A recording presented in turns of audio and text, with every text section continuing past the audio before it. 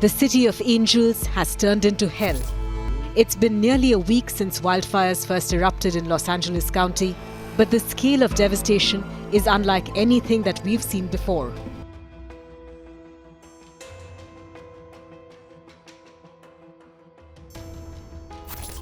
California is burning again. In January 2025, the state finds itself battling one of the most catastrophic wildfires in its history, the Palisades Fire. But how did it all begin? What factors allowed the flames to spread so uncontrollably? And who has borne the brunt of this disaster? In today's video, we'll uncover the origins of this tragedy, explore the reasons behind its unprecedented scale, and look at the communities forever changed by its destruction. Stick around, you won't want to miss this story. How it all started.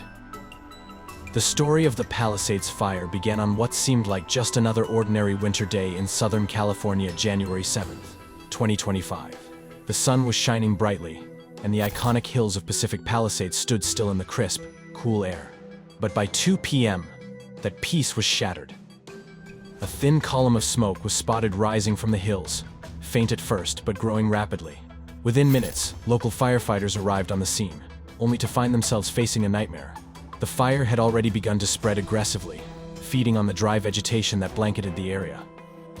According to early investigations, the most likely cause was a failure in California's aging power infrastructure, faulty power lines. Strong winds that day may have caused high-voltage wires to arc, sending sparks into the parched brush below. However, other possibilities are also being explored, including human negligence or even arson. It's an all-too-familiar story for California, where power lines have been the spark behind some of the state's most destructive wildfires in recent history. This begs the question, could this tragedy have been avoided? Why it became unstoppable? So, how did the Palisades Fire grow so massive so quickly? 3 critical factors combined to create a perfect storm for disaster. 1. A historic drought.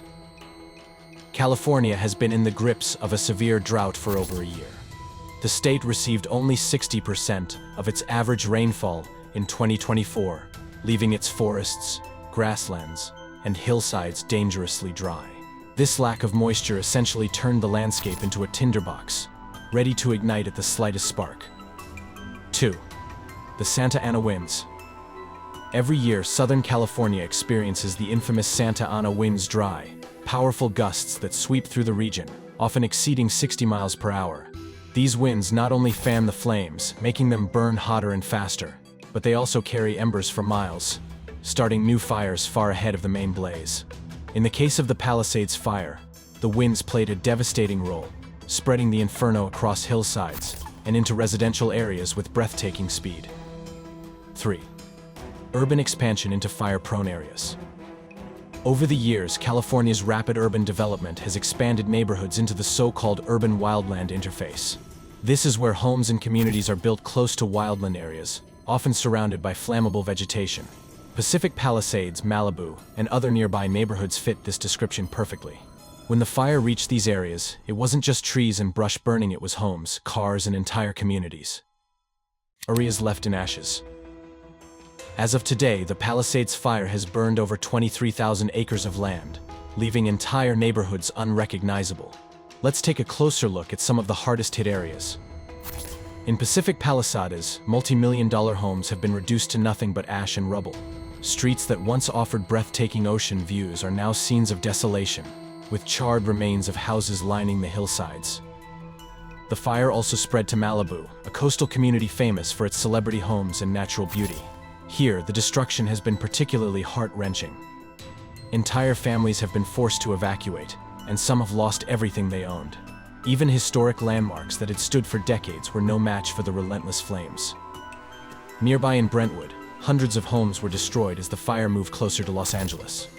The situation has been compounded by another wildfire, the Eaton Fire near Pasadena, which has destroyed over 1,000 structures and continues to threaten vital infrastructure. In total, more than 150,000 residents across the state have been evacuated. Many are now living in temporary shelters, uncertain of when or if they'll be able to return to their homes. Why wildfires like this keep happening? It's easy to view the Palisades Fire as an isolated incident, but the truth is, it's part of a larger, troubling pattern. Wildfires in California are becoming more frequent and more intense. Here's why. 1. Climate change. As global temperatures rise, fire seasons are growing longer and more dangerous. Higher temperatures dry out vegetation, creating the perfect conditions for wildfires to ignite and spread. California, with its Mediterranean climate, has been hit especially hard by these changes. 2. Poor forest management. For decades, fire suppression policies aimed at preventing small fires have allowed dead trees and dry brush to accumulate in forests. While these policies were well-intentioned, they have left California's forests filled with fuel, turning them into ticking time bombs during fire season. 3. Urban expansion. California's growing population has led to increased development in areas that are naturally prone to wildfires. While these communities offer beautiful scenery and a connection to nature, they also come with significant risks. The human cost of wildfires has risen dramatically as more homes are built in these high-risk zones. What's next for California? As the flames begin to die down, the real challenge is just beginning recovery. Rebuilding communities devastated by the Palisades Fire will take months, if not years. But this disaster also raises important questions. How can California adapt to a changing climate? What steps can be taken to modernize infrastructure and prevent future disasters caused by faulty power lines? And finally, how can we strike a balance between development and safety in fire-prone areas? One thing is clear: without meaningful action, tragedies like the Palisades Fire will only become more common. While the Palisades Fire has devastated California, this disaster is not isolated.